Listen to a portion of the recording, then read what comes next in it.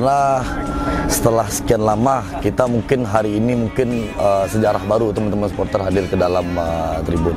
Mungkin ada juga faktornya karena kita tidak boleh laga away. Jadi terbukalah imajinasi kita selama ini, maksudnya keinginan kita selama ini. Ada mungkin sesuatu yang belum kita lakukan dan kita kerjakan gitu. Jadi contohnya misalnya ya ada kesempatan juga sih karena ada momen.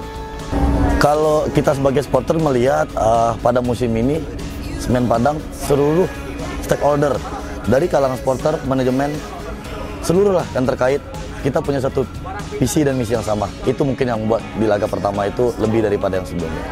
Harapan kita tetap sebagai warga Sumatera Barat, kita punya tim kebanggaan Semen Padang. Ini klub marwah dari masyarakat Sumatera Barat. Apapun itu, bagaimanapun itu, kita nggak mau tahu, kita harus bisa mencapai kasta tertinggi sepak bola Indonesia. Kembali ke Liga 1. Kami sudah boleh away ke Pekanbaru. Kemungkinan percayalah kepada tidak akan menang sendiri untuk berbongkot. Kurang bintang ada 5-5.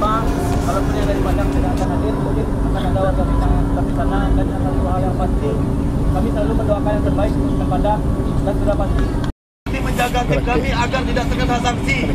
Tapi kembali lagi, Semen Padang di Purang Awak ada 5-5.